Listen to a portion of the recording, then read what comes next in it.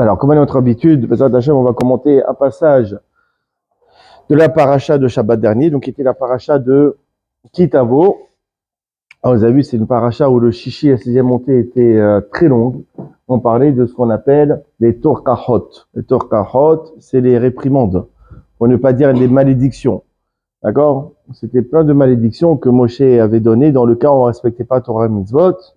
Et c'était des malédictions. Celui qui veut lire, même qui prend qui prennent le chumash en français, il verra tout ce qui est écrit, c'est Nora Vayom. C'est vraiment terrifiant. Et si vous remarquez, toujours la paracha de Kitavo, elle vient avant Rosh Hashanah, elle vient toujours 2 Shabbatot avant Rosh Hashanah. Dans la Gemara, Maserket Megillah, page Lamed d'Aleph, Amoud Bet, nous apprend là-bas que Ezra Sofer, donc Ezra c'était le scribe, Ezra Sofer, il faut savoir que tout le judaïsme tel que nous connaissons aujourd'hui, c'est grâce à ce Ezra Sofer. Ezra Sofer, c'est lui, 70 ans après le premier exil babylonien, c'est lui qui a fait revenir avec Nehemia, etc., une partie de la Gola, une partie des Juifs exilés, qui les a fait revenir, une partie à Jérusalem, et ils ont reconstruit, justement, Ezra et Nehemia, ils ont reconstruit le deuxième Beth Amikdash, le deuxième temple. Ezra Sofer, Ezra ce scribe, il était quasiment presque même, c'était le Moshe Rabbeinu de l'époque, il a fait plusieurs takanot, plusieurs institutions, il a changé l'écriture de Sefer Torah, enfin, le judaïsme tel qu'on le connaît aujourd'hui, c'est grâce à Ezra Sofer. Ezra Sofer, c'est lui aussi qui a dit que lundi, jeudi, on lit 3 montées, Shabbat, on lit 7 montées, il faut sortir un Sefer Torah, Shabbat après-midi, bref. Il a fait plusieurs takanot. Ezra Sofer, parmi toutes ces takanot, ces institutions qu'il a faites, il a institué que les bénis Israël devront lire les malédictions, donc toutes les réprimandes qui est écrites déjà dans la paracha de Bechukotai, dans le livre de Vaïkra, avant Shavuot. D'accord, avant Shavuot, on lit 2 semaines avant Shavuot, la paracha de Bechukotai, les malédictions. Pourquoi? Pour commencer Shavuot de bon augure. Parce qu'à Shavuot, on est jugé sur les fruits de l'arbre. Shavuot, c'est comme un nouvel an. On est jugé sur les fruits de l'arbre. Donc, qu'est-ce qu'on fait? On lit toutes les malédictions avant le nouvel an des arbres, afin de bien commencer la nouvelle année. C'est pour ça qu'on lit les malédictions dans la paracha de Bechukotai avant Shavuot. Et également, les malédictions qu'il y a dans Kitavo, on les lit avant Rosh Hashanah. Pourquoi? Afin d'accomplir le verset suivant, et c'est devenu un piyut, une chanson, chez Tirkle Shana Bekre de Lotea, afin que l'année et ses malédictions se terminent. Donc qu'est-ce qu'on fait? On lit toutes les malédictions avant Rosh Hashanah, comme ça le mauvais il est derrière nous. Ça y est, on a terminé l'année avec ses malédictions, et Tahel Shana Birkotea, et que la nouvelle année, elle commence avec ses bénédictions. Donc qu'est-ce qu'on fait? Voilà, tout le mal, on l'a lu, ça y est, Kitavo, on l'a lu avant Rosh Hashanah, ça y est. Toutes les malédictions, on les a lues. Le mal, il est derrière nous. On commence une bonne année, Bezrat Hashem. Le Tiferet Shlomo, il va encore plus loin. Il dit, regardez, dans les mots, il dit, même si a été décrété sur nous un mauvais décret à cause de nos mauvais agissements, malgré cela, lorsqu'on lit la paracha de Kitavo, on lit toutes les punitions, toutes les malédictions qui sont énumérées, et qu'on pense, en lisant et en entendant ces malédictions, on pense qu'elles se sont réalisées en nous, on s'imagine les subir, alors Akadosh Baruch Hu, il considère réellement qu'on les a subies et il annule les mauvais décrets. C'est extraordinaire. Regardez dans les mots, les mots du Tiferet Shlomo, il y a lieu de donner une raison concernant la lecture des malédictions. Du fait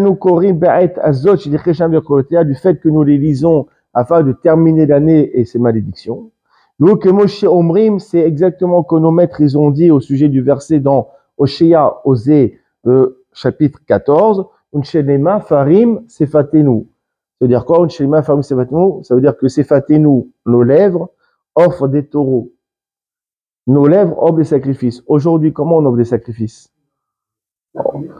En lisant déjà, en lisant et en étudiant les passages qui traitent des corbanots des sacrifices, lorsqu'on les étudie, lorsqu'on les prononce, c'est comme si qu'on offrait. Donc c'est pareil ici, dans les malédictions. Si Hazve Shalom nous est décrété quelque chose qui n'est pas bon, pour ne pas dire un mauvais terme, alors on s'acquitte du fait de subir ces punitions par la lecture des malédictions dans le Sefer Torah. Mais là, et comme ça, toutes ces malédictions, elles sont transformées en bénédictions. De même manière que lorsque je lis un passage qui traite des sacrifices, on considère que je vais faire un sacrifice. Lorsque je lis dans le Sefer Torah les malédictions, on considère qu'elles se sont réalisées. Et donc, par conséquent, elles n'ont plus besoin d'être réalisées, de se réaliser concrètement, matériellement. C'est extraordinaire. Comment Ezra Sofer, combien de malheurs il a su dégager, il a su épargner du peuple juif grâce à cette takana. Alors regardez, parmi tout ce qui est écrit dans Parashat Kitavo, on va s'intéresser principalement à un verset. Il y a un verset qui dit Arour, que soit maudit, Asher lo yakrim et divrei à Torah Hazot. Celui qui ne va pas, c'est quoi yakim? Celui qui ne va pas accomplir les paroles de cette Torah, la asototam pour les accomplir, ve'amar kol ha'am amen, et tout le peuple répondra amen à cette malédiction. De quoi on parle? D'abord, il faut resituer le contexte. Dans la parasha de Kitavo, on nous dit comme cela. Moshe, il a donné une mitzvah, un ordre au peuple. Vous savez, il y avait deux montagnes. Il y avait le mont de Gerizim et le mont de Haïval. Justement, dans l'autre rive du Jourdain, avant de traverser le Jourdain pour entrer en Eretz Israël. Et les Yamdou Levarech et Ta'amala Gerizim, Dobrechem et Yarden. Il y aura une partie des tribus qui vont monter sur le mont Gerizim. C'est quoi ces tribus? Shimon, Lévi, Yehuda, Issachar, Yosef et Binyamin. Ils vont se mettre sur le mont de Gerizim. Sur le mont de Gerizim, c'est un mont qui représente les bénédictions. Et on a d'autres tribus qui vont monter sur le mont Haïval. Et le mont Haïval, il représente les malédictions. C'est qui ces tribus? Réhouven, Gad, Asher, Zevulun, Dan, Naphtali. Et vous avez, Rashi, il explique, et il prend un passage dans Maserket Sota, page Lamed Bet, donc il y avait 6 tribus qui montaient sur le mont Gerizim et l'autre sur le mont Haïval. Et au milieu des deux montagnes, vous avez les Kohanim, les Kohen, les Lévis et l'Arche Sainte, entre les deux montagnes. Vous avez les Lévi'im qui tournaient leur visage du côté du mont Gerizim et commençaient à réciter une bénédiction. Baruch Haïsh, heureux l'homme, d'accord, que soit béni l'homme qui ne fait pas d'avodah zara, etc. Ve'lo onim amen, et tout le monde répondait amen.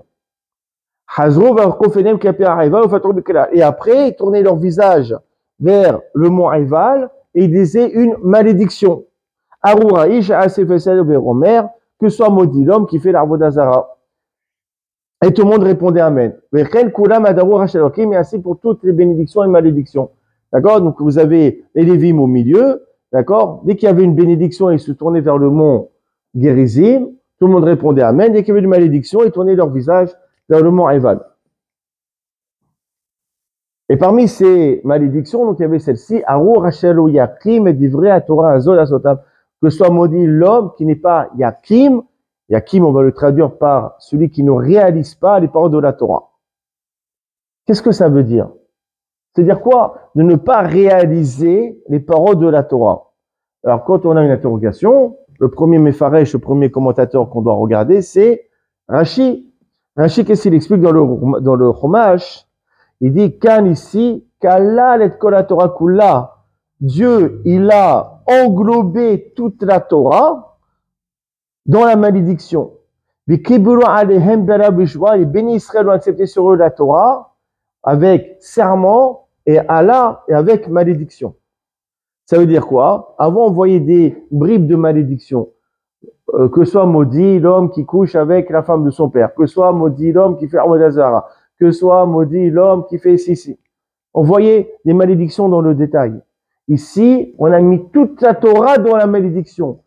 Tout celui qui n'accomplit pas l'une des 613 mitzvot est dans la malédiction. C'est ça, que soit maudit celui qui n'accomplit pas la Torah, c'est-à-dire que même le fait de ne pas observer un commandement, ça implique d'être inclus dans une malédiction. Donc c'est ça en fait. Comme ça, Rachid explique. Le yakim, c'est on vient inclure toute la Torah, l'ensemble de la Torah, dans la malédiction. Pour ça d'ailleurs, c'est très très grave. Et même les farshim, les poskim me le disent. La personne qui va dire, moi je crois à toute la Torah, sauf à tel commandement, pour moi c'est des bêtises. Et il inclut dans la malédiction, Chas Shalom, que soit maudit l'homme qui n'accomplit pas toutes les paroles de la Torah, qui n'accomplit pas les paroles de la Torah. C'est très grave de dire, moi je crois à toute la Torah, mais alors par exemple ce commandement là, par exemple, je sais pas, où il faut manger cachère, ça pour moi ça a été inventé par Moshe Rabbeinu. Il faut pas prêter avec intérêt, ça j'y crois pas. Malheureusement, il est inclus dans la malédiction, Chas Shalom. D'accord, chaque commandement il est inclus là-dedans. Il y a une autre explication qui n'a absolument rien à voir, c'est celle du Ramban, Nachmanide. D'accord? Mondialement connu. Regardez qu'est-ce qu'il dit le Ramban. Il est super ce commentaire, il est vraiment très beau. Il dit comme cela. Vili nira, moi il me semble, à la Hazan, on parle du Hazan, on parle du ministre officiant. Chez nous, qu'est-ce qu'il fait le ministre officiant? Chez nous, Mekrim Sefer Torah à la Tzibour et Arot Peneketivato la Kol. Il traduit pas dans le sens Mekim, on avait traduit par réaliser. Mekim, ça vient du mot Koum, lever. On parle du Hazan qui ne lève pas le Sefer Torah, qui ne fait pas la Hadba'a pour montrer l'écriture du Sefer Torah à tous les fidèles. Que soit maudit l'homme qui ne lève pas la Torah, qui ne fait pas la Hadba'a pour montrer l'écriture du Sefer Torah à tout le monde. Ça n'a rien à voir avec le commentaire de Rashi. Comme c'est explicité dans le traité Sofrim, Shemagbin Oto, que le Sefer Torah, on fait la Agba'a, on l'élève, on marre Peneketivato La'am, et on montre l'écriture du Sefer Torah aux fidèles, on me dit Meno Besmolo qui se tiennent à sa droite et à sa gauche, on m'a Hazur les Fanav ou la Harav, et après il faudra montrer le Sefer Torah aux fidèles qui sont devant et derrière. Chez mitzvah, l'echol anashim banashim mirot akato v'lechua velomar vezot Torah shasa Moshe, parce que c'est une mitzvah qui incombe à tout homme et à toute femme de voir l'écriture de Sefer Torah, de se prosterner, ça c'est moins connu. Les gens ils regardent pendant l'Akbar, mais ils savent pas qu'il faut se prosterner devant l'écriture.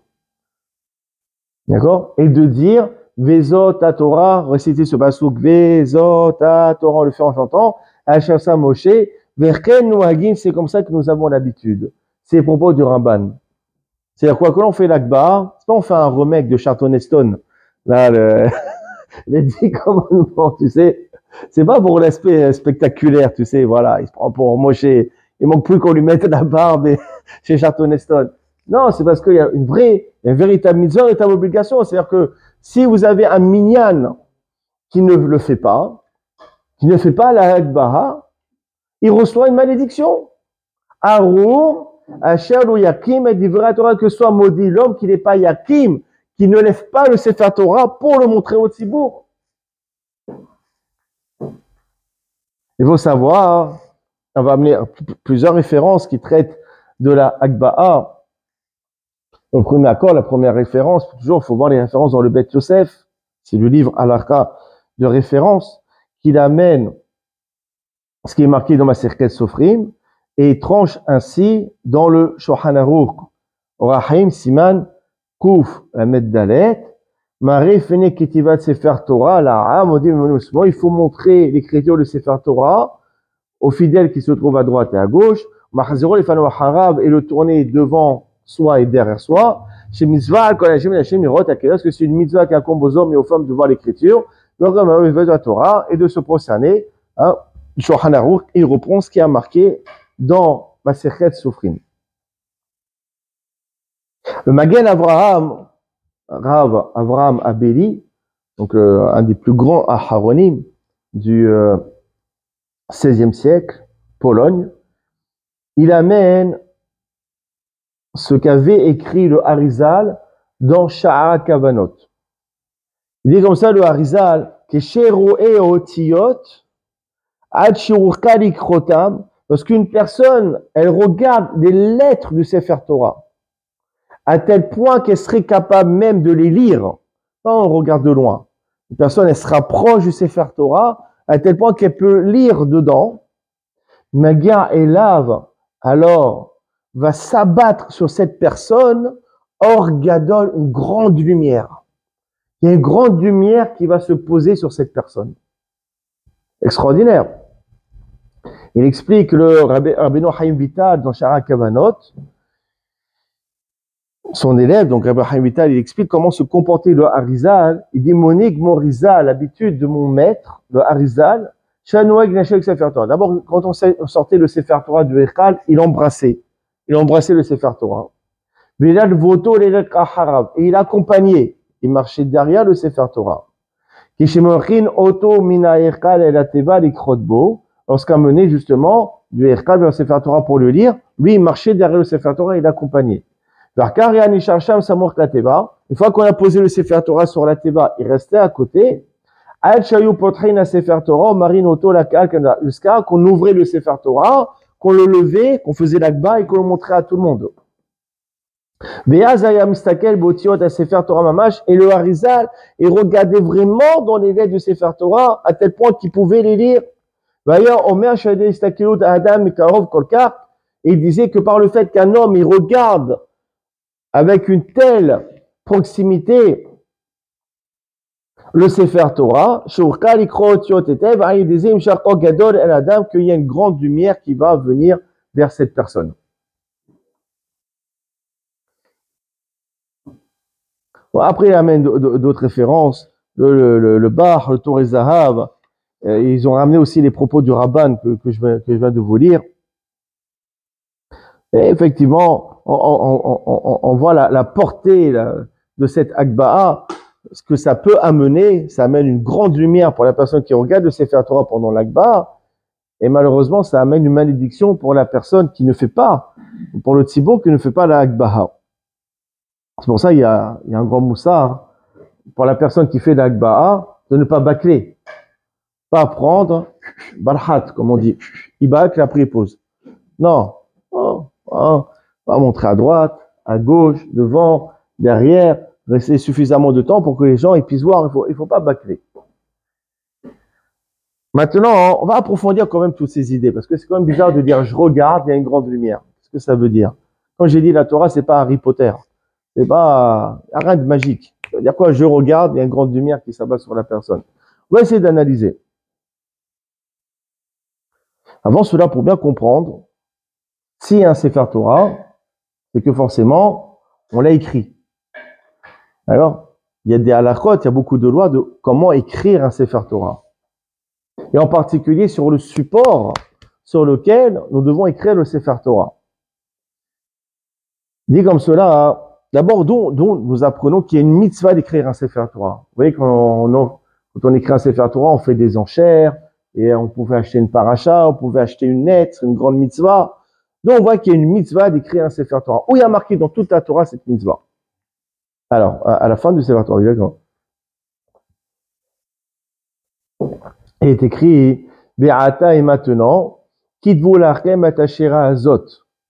Écrivez pour vous ce cantique. C'est quoi le cantique? C'est la Torah.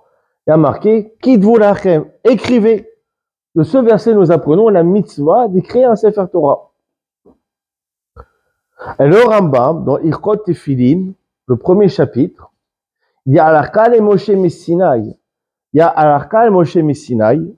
C'est quoi Alakha le Moshe Messinaï? C'est une loi qui n'est pas écrite dans la Torah. C'est une loi que Dieu a donnée oralement à Moshe sur le mont Sinaï. Qu'est-ce que dit cette halakha? Shokodun Sefer Torah, on doit écrire le Sefer Torah à Gevil, sur le parchemin. Il y a une différence entre Gevil et Klaf. Les deux ont traduit par parchemin, mais c'est pas vraiment pareil. Gevil, c'est du parchemin brut. Donc voilà, c'est une peau qu'on n'a pas coupée en deux. Tandis que Klaf, c'est une peau qu'on a coupée en deux et on écrit sur la partie halak, la partie lisse. Ici, à la Moshe Messina, qu'on écrit le Sefer Torah sur du Gevil, sur une peau qui n'a pas été divisée, qui n'a pas été coupée en deux. À la Moshe Messina. Et c'est une halakha qu'on retrouve dans le Shulchan Aruch. Il y aurait Dea Siman Resh Ain Aleph. Connu le Sefer Torah à la Gevil, on écrit le Sefer Torah sur le parchemin. C'est une peau qui n'a pas été coupée en deux. Comme Se'ar. Et on écrit le Sefer Torah à l'endroit où il y avait les poils de la bête. C'est intéressant.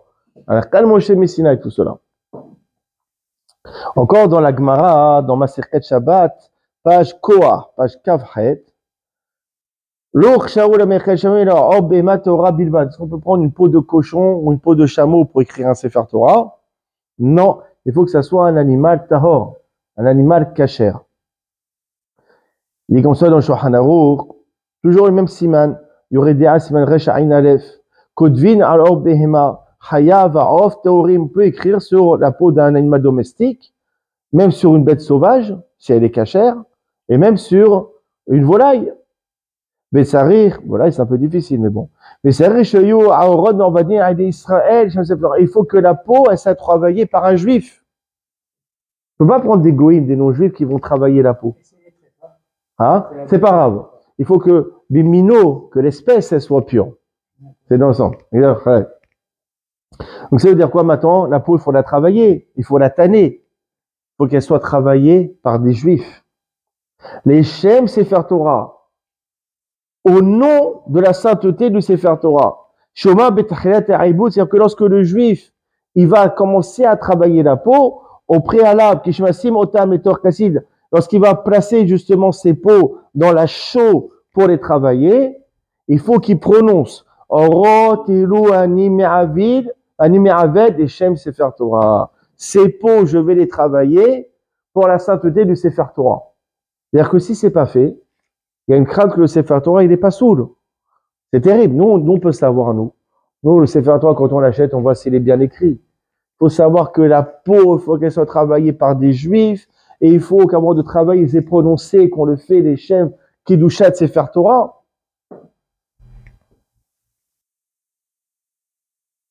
Dit comme cela, il faut expliquer quelque chose d'extraordinaire. Maintenant, on va approfondir. Là, c'est le pshat. On a fait de la halakha. Maintenant, on va s'envoler. Attachez vos ceintures. On va revenir à la Genèse, au moment de la création. Au niveau de Adam et Hava. Dans ce fameux épisode du premier homme et de la première femme. Il est écrit, une fois qu'ils ont fauté, ils ont mangé le fruit défendu, il est écrit que Hachem a fait pour Adam et pour sa femme, kotnot or, vayal bichem, des tuniques de or. C'est quoi or? C'est de peau. Et il les a habillés. Dieu leur a fait des tuniques de peau. Dans le Midrash Rabbah, il nous dit quelque chose d'étonnant. Écoutez bien. Betorato chez Rabbi Meir, il avait un Sefer Torah, lui. Il était sofer, Rabbi Meir. Rabbi Meir Ba'alanes, qui était à Tibériade, à Tana Eloki. Dans le Sefer Torah de Rabbi Meir, on voit la paracha de Bereshit, on voit ce fameux épisode. Matsur Katouv, il n'y avait pas marqué Kotnot or, des tuniques de or, de peau, avec le haïm, je fais exprès. Il y avait marqué Kotnot or, des tuniques de lumière. C'est pour ça que celui qui lit le Sefer Torah, même s'il fait pas trop attention au haïm ou au aleph, c'est une grande faute. Et bon, on va pas le reprendre pour chaque fois. Mais celui qui lit et qui lit Kotnot or, au lieu de dire or, là, il a une obligation de le reprendre, parce qu'il est en train de casser tout le sens du Sefer Torah. C'est important de bien prononcer. Bon, maintenant, c'est quoi? Dans le Sefer Torah, marqué Kotnot Or, des tuniques de peau. Mais dans le Sefer Torah de Rabbi Meir, elle est marqué Kotnot Or, des tuniques de lumière. Mais comment c'est possible? Si maintenant je prends un Sefer Torah, j'ouvre et je vois qu'il y a marqué Kotnot Or avec un Aleph au lieu d'un Aïn, le Sefer Torah il est pas sourd. On n'a pas le droit de lire dedans. Et lui, Rabbi Meir, c'était son Sefer Torah. C'était écrit comme cela. Et il lisait dedans. En quoi? Pour Rabbi Meir, c'est cachère. Et pour nous, c'est pas soul. C'est quand même bizarre. Alors, le Harizad, dans Sefer Alikutim, il explique quelque chose. Que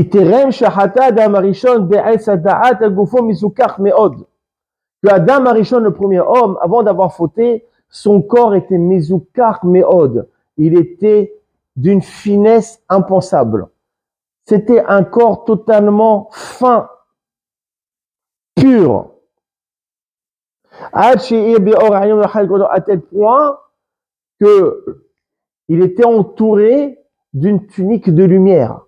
Avant la faute, ils étaient dans Gan Eden, tout était parfait, le monde parfait. Ils n'avaient pas réellement d'habits, mais ils étaient tellement purs, tellement raffinés, leur corps était tellement raffiné qu'ils avaient des tuniques de lumière qui les entouraient. Mais une fois qu'ils ont fauté, la tunique de lumière, une fois qu'ils ont mangé le fruit, elle s'est transformée en tunique de peau. Le or, il s'est transformé en or. Le or avec un lèvre, la tunique de lumière qu'ils avaient avant la faute, elle s'est transformée en haïn, en tunique de peau, après la faute. Et justement, c'est quoi? Dans la Torah de Rabbi Meir, il était écrit une tunique de lumière. C'est quoi l'idée? C'est pas dans le Sefer Torah de Rabbi Meir. Mais Torato chez Rabbi Meir. Grâce à la Torah, je traduis différemment. Je ne vais plus traduire Betorato dans la Torah, dans le Sefer Torah de Rabbi Meir. Je vais traduire différemment. Betorato chez Rabbi Meir. Grâce à l'étude de la Torah de Rabbi Meir, Rabbi Meir, il a réussi grâce à son étude de retrouver l'état originel, d'avoir un corps raffiné et d'être entouré d'une tunique de lumière. Comme ça, il faut comprendre le Midrash. Et c'est quoi l'explication? Est-ce qu'on est d'accord qu'une neshama, une âme, est-ce qu'une neshama, elle peut manger cachère ou pas cachère? Non. Est-ce qu'une neshama, elle peut observer Shabbat? Est-ce qu'une neshama, elle peut mettre le tzitzit? Est-ce qu'une âme, neshama, elle peut mettre les téphilines? Est-ce que neshama, elle peut allumer les bougies de Shabbat? Non. Neshama ne peut pas accomplir de mitzvot, on est d'accord. On peut accomplir les mitzvot uniquement grâce au corps. C'est grâce à notre corps qu'on peut accomplir des mitzvot. Donc normalement, à l'origine, le corps, c'est l'adjoint de la neshama. C'est une équipe de choc tous les deux. Grâce au corps, la neshama, elle peut accomplir des mitzvot. Ça, c'était avant la faute de Adam Arishon. C'était automatique. Le corps ne pouvait suivre que l'âme, que la neshama. Le corps ne pouvait faire que des mitzvot. Après la faute, le yetzer hara, le mauvais penchant, est ancré, est entré dans la personne. Et donc, le corps s'est rebellé vis-à-vis de la neshama. Et donc, cet automatisme où le corps va écouter la neshama, on l'a perdu. Maintenant, on comprend. Avant la faute, le corps est considéré comme une tunique de lumière, puisque le corps ne fonctionnait que pour la neshama, que pour faire des mitzvot. Donc, le corps habille la neshama comme une lumière. Mais après la faute et la rébellion du corps, alors le corps est devenu comme un habit de peau qui n'a plus rien à voir avec la neshama, qui est totalement indépendant. Maintenant, regardez. Vous avez un commentaire qui s'appelle Hamra Tava de Rav Akadosh Rabbi Avraham Simcha Mibarniv. Il explique comme cela quelque chose d'extraordinaire.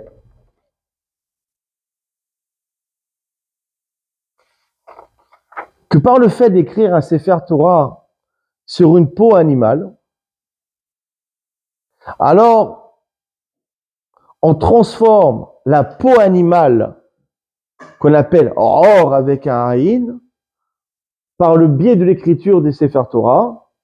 Ça ne s'appelle plus or de la peau animale, mais ça s'appelle un Sefer Torah. Ça s'appelle or. Ça s'appelle la lumière de la Torah. Comme est écrit, Kiner mitzvah, ve Torah or. Il est marqué que la Torah, elle est or, elle est lumière. C'est-à-dire que le parchemin, avant qu'on écrit la Torah dessus, elle s'appelle or. Dès que j'écris la Torah dessus, ve Torah or. Le or, il se transforme en or. Donc quand on écrit un Sefer Torah, on répare en quelque sorte la faute de Adam Arishon et on revient à l'état originel. Maintenant, vous allez me dire, mais quel rapport maintenant? Le Sefer Torah, on l'écrit sur un parchemin. Ok, c'est joli, tu transformes le or en or, tu transformes la peau en lumière, on a compris. Mais nous, réellement, nous, on veut réparer notre propre existence à nous, notre propre corps à nous. Nous, notre tunique de peau telle que nous l'avons aujourd'hui, comment on fait pour la rendre une tunique de lumière, comme c'était à l'époque de Adam Arishon, avant la faute? Comment on arrive? Alors regardez, la réponse, elle est très belle. Dans Masechet Gittin, page Samer, Amoud Bet. Amar Rabbi Yochanan, il a dit Rabbi Yochanan, Lo karata que je vais recouvrir en Israël, abishvli devarim shebe'atpe. Akadosh Baruch Hu a contracté une alliance avec le peuple juif uniquement pour la Torah orale. Shinema qui a appelé à devarim ma'ale karti teka biri vet Israël. Le Maharal de Prague, il amène, selon la compréhension qu'il y a eu dans Kesod HaChoshen, en bref, que de la même manière que la Torah écrite, elle est écrite sur un parchemin, elle a un support.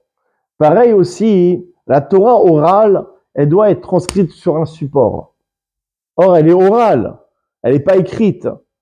C'est quoi le support? Sur quoi elle se repose, la Torah orale? Effectivement, la Torah écrite, elle a un support. C'est la peau animale, c'est le parchemin. Mais la Torah orale, elle se repose sur quoi? C'est quoi le parchemin de la Torah orale? C'est quoi? C'est l'être humain. C'est quoi? C'est la bouche qui étudie le Sefer Torah.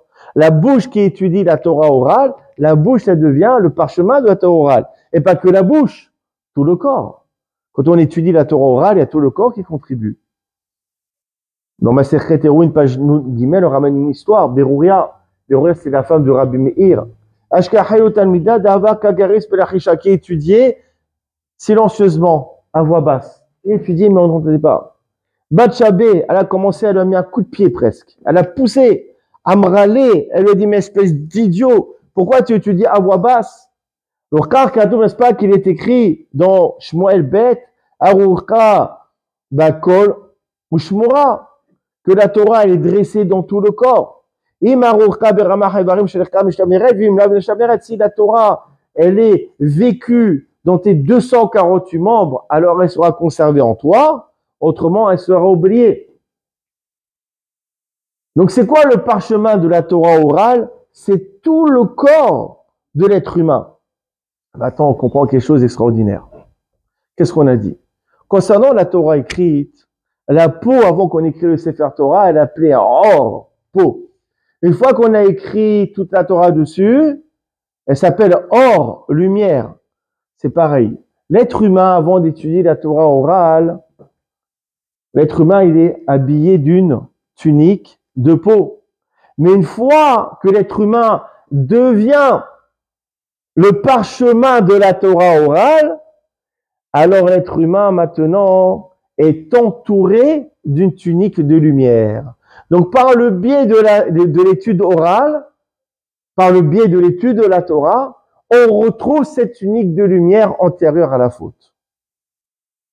Un très beau commentaire. Il dit, maintenant on comprend ce qu'il a dit le Harizal. Le Harizal, il a dit que par le fait de regarder le Sefer Torah avec une grande proximité, avec une grande une vision très fine, à tel point qu'on peut lire dedans. Alors on amène sur nous, qu'est-ce qu'il a dit le Harizal? Or Gadol, une grande lumière. C'est extraordinaire. Pourquoi? Parce que cette écriture qui est dans le Sefer Torah, elle a réussi à transformer le or du parchemin en or en lumière. Le fait de regarder cette lumière, elle va avoir le même effet sur nous en regardant ce or, cette épaisseur, cette grosseur, cette vulgarité qu'il y a en nous. Eh ben, elle peut être transformée justement en or, en lumière, par le biais par le fait de regarder justement cette écriture. Je vais amener sur quelque chose d'extraordinaire. Regardez. On a parlé donc de la mitzvah de l'Akba'a, de lever le Sefer Torah et de montrer. Quand s'est passée la première Akba'a de l'histoire? Quand a eu lieu la première Akba'a? Chazak Obarour. Au moment du don de la Torah. Chazak, c'était la première Akba'a. D'où on le voit, regardez le verset, il y a marqué Vechol ha'am orim et hakol. Il y a marqué que tout le peuple ont vu les sons. Attends, les sons, on peut les voir. Les sons, on les entend, on les voit pas. C'est-à-dire quoi? Ils ont vu les sons, ils ont vu ce qui a été écrit. C'est l'Akba'a. C'est quoi l'Akba'a? On voit ce qu'on va lire. Donc la première Akba'a, c'était durant le matin Torah. Mais ça veut dire quoi plus profondément? Voir les sons. L'explication, c'est que au moment du matin Torah, les bénis Israël, ils ont atteint un tel niveau qu'ils avaient une vision sikhlit, une vision intellectuelle qui dépasse justement l'ouïe. C'est quoi l'ouïe? Vous assistez à un cours, vous écoutez, vous comprenez. Les bénis Israël, ils avaient quand ils entendaient un enseignement, ils ne faisaient pas que l'entendre, ils arrivaient à voir, à visualiser cet enseignement. C'est un échange, c'est une vision extraordinaire. Alors moi, je vous parle de Moshe Rabbeinu, vous entendez. Ils arrivaient à voir ce que justement le maître leur enseignait, ce que Moshe Rabbeinu leur enseignait.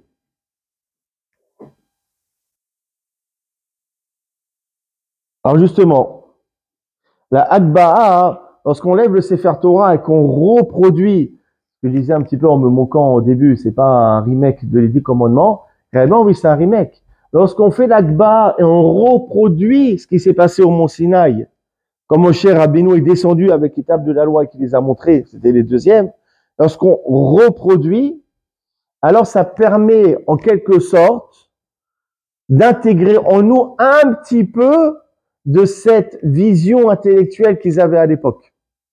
D'où la notion de orgado, de grande lumière qui vient en nous lorsqu'on regarde. D'accord? C'est on arrive à atteindre presque le même niveau intellectuel qu'avaient nos ancêtres durant le mont Sinaï. Et je termine sur quelque chose de magnifique, c'est sur le Radbaz. Le Radbaz, il dit, on a posé une question, pourquoi dans le Sefer Torah, il n'y a pas marqué les points et les termim? Dans le Sefer Torah, vous avez quoi? Vous avez un ensemble de lettres, que des lettres. Il n'y a ni point, ni voyelle, il n'y a rien. D'accord? Pourquoi il n'y a pas marqué les termim dans le Sefer Torah? Il y a les tagim, mais il n'y a pas marqué les voyelles. Il n'y a pas marqué les termim, comment il faut chanter Zarkas et Gota. Ça aurait été bien. Surtout pour moi, Baal Koré, j'aurais pas besoin pendant toute la semaine à me galérer à prendre le Sefer Torah. J'ouvre, tout est marqué dedans. D'accord? Pourquoi? Pourquoi il n'y a pas marqué tout cela? Dieu, c'est pour nous embêter, c'est ça. Parce que nous, les Juifs, on n'aime pas faire les choses facilement. C'est une bonne question, en tout cas, qu'on a posée au Radbaz. Radbaz, 16e siècle. La même période que Baruch Shulchan Aruch, ils ont siégé les deux dans le même tribunal. Il dit, comme cela, Teshuva. Il dit comme cela.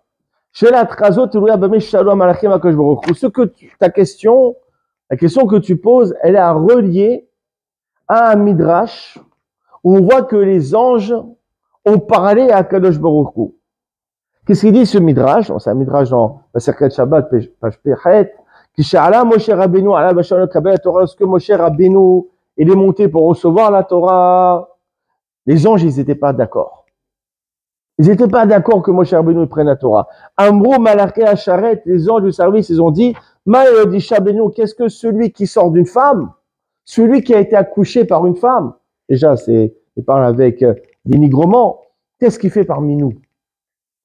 Qu'est-ce qu'il fait celui-là? Nous, on est des anges, on est totalement saints, dans la sainteté, dans la pureté, dans le service divin. Il y a un être humain, un homme, celui qui sort des entrailles d'une femme, qu'est-ce qu'il fait parmi nous? Ah, malin, que je leur réponds, ah, vous savez pourquoi il est là? Et Kabet Torah, il est venu pour recevoir la Torah. Je veux lui donner la Torah. Ah, révolution. Révolution dans le ciel. Amroulo, Tenalanou, les anges, ils ont dit quoi? À lui, tu veux donner la Torah? Tu la donnes à nous, les anges. Mais nous, dire, on apprend des versets. C'est logique. La Torah, c'est la parole de Akadosh Baruch Hu. C'est quelque chose qui est totalement pur, saint. On ne devrait pas la donner aux hommes, on devrait la donner aux anges. Alors, Amar la Moshe, il s'adresse aux anges. Torah ma ketivba, s'il vous plaît, on va analyser votre requête. Qu'est-ce qui est écrit dans la Torah? Il y a marqué, l'otir tsar, tu ne tueras pas. Quand vous les anges, vous tuez entre vous, ça existe des anges qui ont tué un ange qui a tué un autre ange qui a pris 30 ans de prison. Ça n'existe pas. Est-ce que vous vous tuez entre vous les anges? Non. Comme il n'y a pas d'homicide parmi vous, donc le commandement tu ne tueras point ne peut pas s'appliquer. D'accord? Il y a marqué, tu ne commettras pas d'adultère. Pourquoi vous les anges, vous êtes mariés, vous avez des femmes? La Torah n'a rien à voir avec vous. Torah la malaka. Donc pourquoi vous avez besoin de la Torah? Ah, les anges, ils se sont dit, ah ouais, là, Moshe nous a posé une colle. Ils ont reconnu, Adonai et Adonino, Madesh Merka, Berkhez, ils ont dit, Dieu, tu as raison, tu peux donner ta gloire sur terre, on accepte de ne pas recevoir la Torah. Il dit le Radbaz, on peut se poser une question. Quoi, les anges, ils ne savaient pas ce que Moshe il allait dire, ils ne savent pas que dans la Torah, il y a marqué qu'il ne faut pas tuer, qu'il ne faut pas voler, qu'il ne faut pas faire l'adultère. Quoi, les anges, ils découvrent ce qui a marqué dans la Torah, ils ne savaient pas ce qui a marqué. Et là, c'est que réellement non. Les anges savaient ce qui a marqué dans la Torah, mais ils avaient une autre lecture que celle que nous avons. Nous avons une lecture matérialiste, matérielle de la Torah. On lit la Torah comme une histoire. On est sorti d'Égypte, Abraham Avinu, il a caché sa femme parce qu'il avait peur de Pharaon, et l'autre, il était méchant, et l'autre. Nous, on lit comme un livre d'histoire. Ouais, on a une lecture humaine de la Torah. Eux, les anges, ils ont une lecture spirituelle de la Torah. Ils n'ont pas une lecture humaine. Belofisuk Tevot, eux, ils n'ont pas les mêmes coupures des versets comme nous. Eux, ils lisent comme un ensemble de noms de Akadosh Baruch Hu. Que toute la Torah, c'est quoi réellement à l'origine? C'est que des noms de Akadosh Baruch Hu. Le diam Akadosh Baruch Hu, j'ai la Torah qui a Haïd Gashmit. Et c'est ça, Moshe Rabbeinu. Il a fait savoir aux anges, vous avez raison, vous avez une lecture spirituelle de la Torah, mais nous les hommes, nous avons une lecture humaine de la Torah. Vous n'êtes pas liés à cette lecture humaine. C'est pour ça que la Torah, elle nous revient à nous et pas à vous.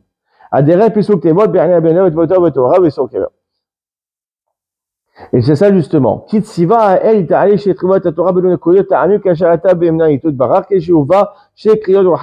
justement que dans la Torah, vous avez les lettres et les tagim qui sont écrits, uniquement les lettres, et vous avez les te'amim, les signes comment chanter, et les voyelles qui ne sont pas écrits, pour montrer justement qu'il y a deux lectures dans la Torah.